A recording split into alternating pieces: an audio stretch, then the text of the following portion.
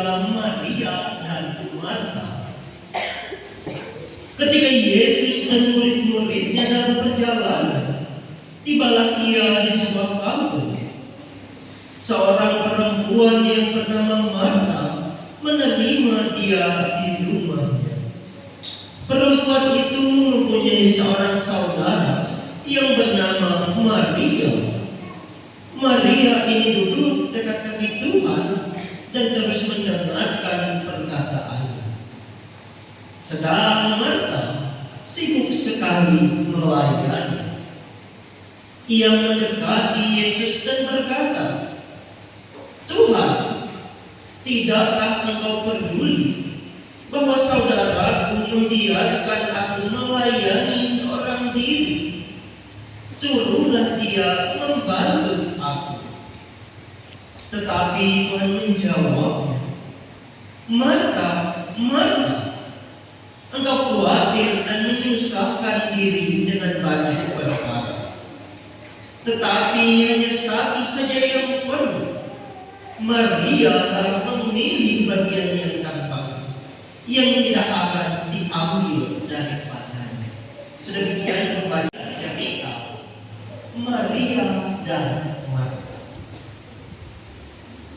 Saya yakin kisah daripada Maria dan Marta ini sudah sangat tidak asing bagi kita semua.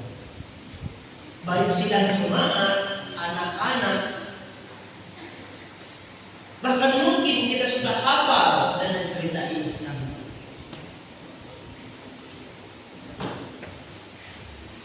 Sidang jemaat yang dikasihi dalam Tuhan,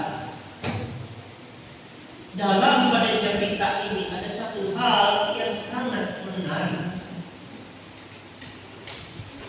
Karena cerita Marta dan Maria menunjukkan satu realitas yang terjadi di tengah-tengah kita. Menunjukkan satu keadaan yang sering kali terjadi di dalam kehidupan kita sehari-hari. Apa? Mari kita lihat dan kita renungkan bersama. Dalam perjalanan Yesus kita melihat ayat ke-38. Dalam mengajar dari satu desa ke desa lain, satu kota ke kota yang lain, Yesus dan murid-muridnya berpindah-pindah. Dan akhirnya pada berikut kita mereka tiba di suatu kampung. Karena di sana ada Maria dan Marta, yang kita tahu mereka punya satu saudara laki-laki yang pernah dibangkitkan Yesus dari kematian, Lazarus. Maka mereka jelas ada di kampung Betania. Dan ketika sampai di Betania, dikatakan di sana seorang perempuan yang bernama Marta menerima dia di dalam rumahnya. Jadi Yesus dan murid-muridnya yang tadi berjalan ke kampung ini untuk mengajar, diterima di sebuah rumah orang yang bernama Marta. Dan diceritakan Marta mempunyai seorang saudara namanya Maria. Mereka berdua sama-sama perempuan. Nah, ibu bapak yang dikasih dalam Tuhan, ada dua orang di sana, Maria dan Marta, dua tokoh, sama-sama perempuan. Dan di sana kita melihat dikatakan bahwa Maria ini duduk dekat kaki Tuhan dan terus mendengarkan perkataannya. Sementara berbeda dengan Marta, Marta dikatakan sedang Marta sibuk sekali melayani. Ada dua perbedaan Bapak Ibu dari dua tokoh ini. Yang satu yang Maria, dia cuma duduk diam dekat Yesus mendengarkan apa yang disampaikan Yesus. Dan yang satu, dia sibuk kesana kemari melayani. Dan mana yang benar? Pertanyaannya Bapak Ibu. Manakah di antara kedua tokoh ini yang benar?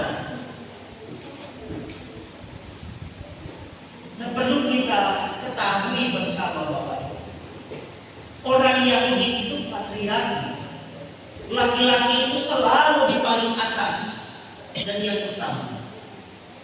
Jadi sudah menjadi tradisi dalam orang Yahudi. Di dalam satu rumah, ketika ada kegiatan acara,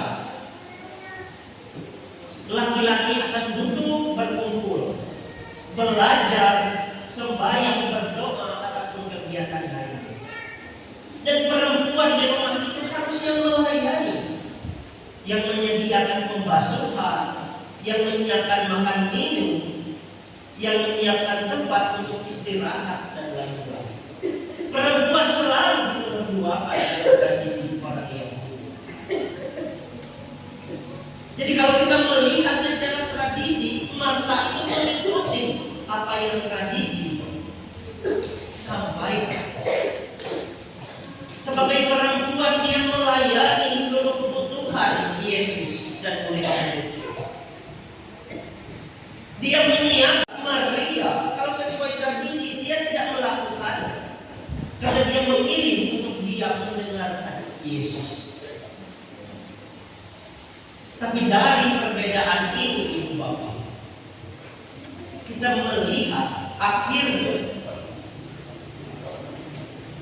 ketika Marta sibuk melayani, dia akhirnya merasa lelah sendiri. Dia akhirnya komplain kepada Yesus, Tuhan, mengapa Engkau membiarkan Maria tidak membantu saya? Mengapa tidak coba suruh dia untuk membantu saya menyiapkan semuanya? Bukankah banyak sekali yang harus disiapkan? Karena murid Yesus saja ada 12 di sini. Tambah Yesus belum lagi dalam perbuatan tersebut. Ada banyak yang harus disiapkan. Jelas kewalahan kata seorang diri. Tapi disinilah yang menarik Bapak Ibu atas jawaban Yesus. Marta, engkau menyibukkan diri sendiri. Di sini kita bersama melihat engkau menyibukkan, menyusahkan diri dengan banyak perkara, kata Yesus. Ini menjadi pertanyaan Bapak Ibu. Lalu apakah pekerjaan tersebut adalah sia-sia dan salah? Apakah melayani yang demikian itu salah? Apalagi ketika diteruskan oleh Yesus, tetapi hanya satu saja yang perlu. Maria telah memilih bagian yang terbaik, yang tidak akan diambil daripada. Apakah itu berarti bahwa kita melayani sesama dan orang lain itu tidak lebih baik daripada mendengarkan suara?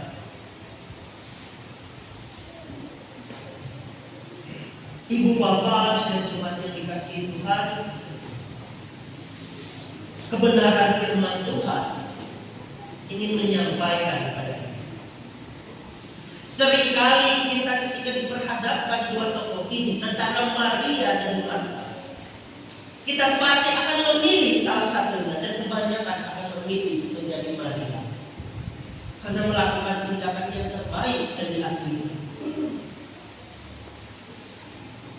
Tapi saya sampaikan Bapak Ibu sidang jemaat, yang ingin Tuhan sampaikan bukan menyuruh kita untuk memilih di antara mereka berdua, memilih antara melayani atau mendengarkan suara Tuhan. Tidak. Kebanyakan orang akan memilih, saya akan mencontoh Maria saja, yang memilih yang terbaik. Coba Bapak Ibu perhatikan baik-baik setiap kalimat dalam percakapan ketika Marta mengeluh kepada Yesus. Adakah di sana Yesus menyalahkan apa yang dilakukan Marta? Adakah Yesus mengatakan bahwa yang dilakukan Marta tersebut adalah sia-sia dan salah. Bukankah tidak ada?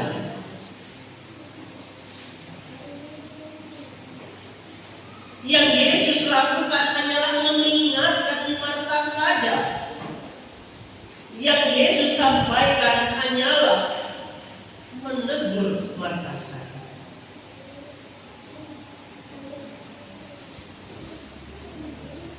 Yesus tidak menyalahkan Marta, tapi dia hanya mengingatkan Marta.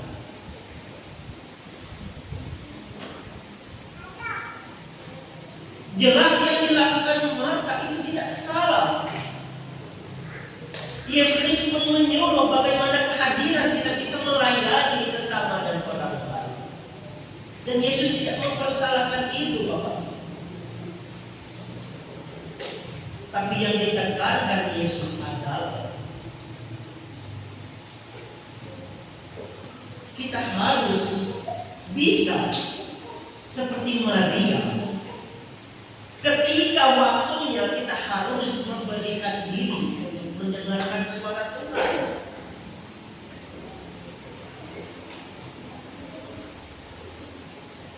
Jangan hanya pun melayani saja, tapi tidak pernah ada waktu untuk berkomunikasi, mendekatkan diri dan belajar daripada Tuhan.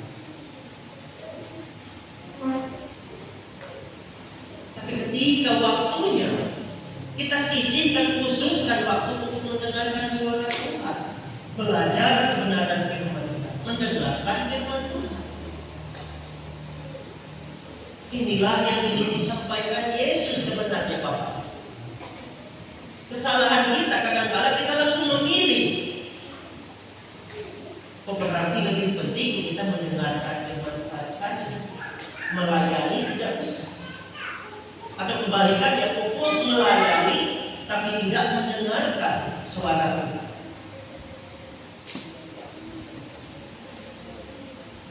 Yang Yesus sampaikan adalah kita harus melayani, tapi juga kita tetap memiliki waktu untuk berelasi dengan Dia. Itulah yang Tuhan inginkan. Nah, ini adalah realita yang terjadi. Kadang-kala juga kita sibuk bekerja. Pekerjaan akan selalu ada, Bapak.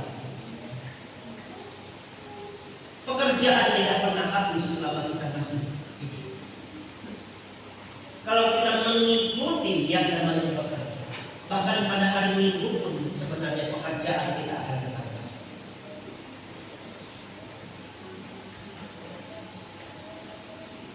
Karena kalau kita mengikuti setiap pekerjaan yang ada, maka seperti Marta, ketika saatnya Yesus ada memperdengarkan suaranya, ia tetap sibuk masih bekerja. Akhirnya ia mengeluh, merasa lelah sendiri atas yang apa yang dia lakukan.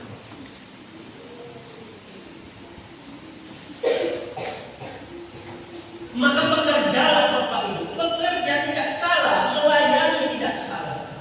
Tapi ketika waktunya tiba, dekatkanlah diri kepada Tuhan dalam beribadah. Luangkanlah waktu untuk beribadah, bersekutu. Itulah yang kebenaran firman Tuhan sampaikan pada kita hari ini.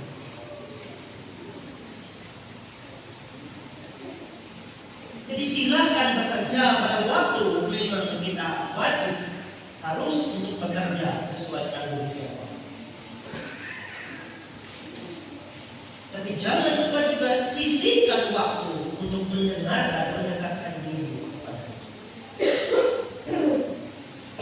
Inilah yang kebenaran firman Tuhan sampaikan kepada kita di hari ini. Karena Yesus tahu Maria juga ketika Yesus tidak ada di sana, ia juga akan melayani kembali seperti pada umumnya. Itulah beda antara Maria dan Marta. Bukan mengajak kita untuk memilih, tapi mengajak kita untuk sama-sama belajar dari keduanya. Kita gabungkan supaya seimbang, Bapak Ibu.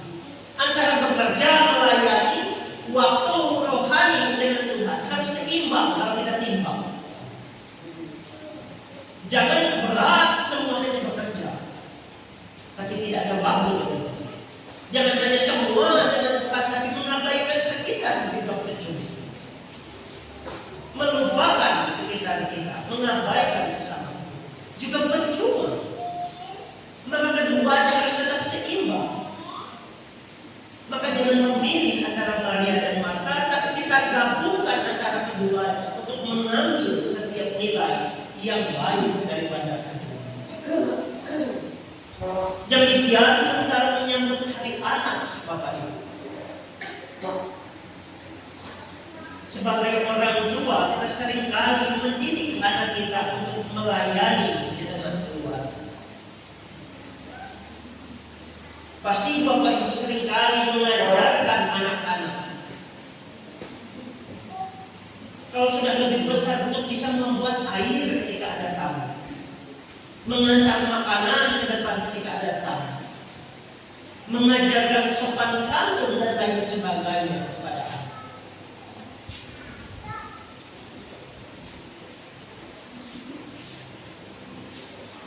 Nah, dari situ kita juga diingatkan jangan hanya mengajar hal-hal yang demikian, tapi ingatkan, ajarkan mereka juga supaya ada waktu untuk berdoa, mengenal Tuhan sedari kecil. Itu juga tugas orang tua daripada kebenaran firman Tuhan pada hari ini. Tidak hanya mengajarkan bertanggung jawab secara moral, secara sosial dan pengetahuan, tapi juga harus mengajarkan dalam iman sedari kecil.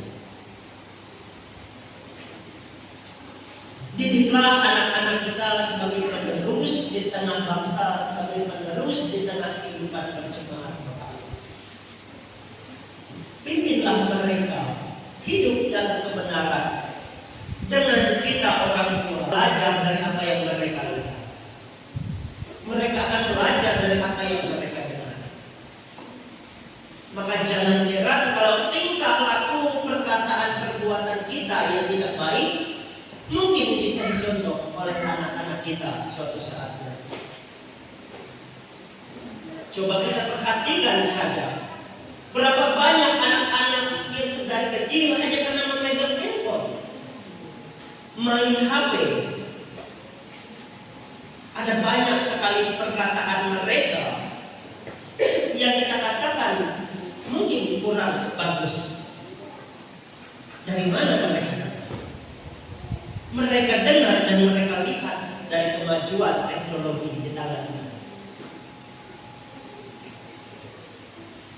Maka dari itu, ini menjadi pengingat bersama di hari anak untuk kita semua, terkhusus orang tua.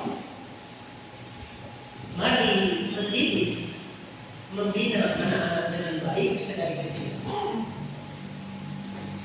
Karena mereka banyak belajar pada saat ini. Apa yang mereka pelajari di masa kecil inilah yang akan membentuk karakter dan kepribadian mereka yang akan datang. Maka tidak hanya tugas orang tua, tapi juga tugas kita sebagai gereja yang memimpin dan membina anak-anak terkasih.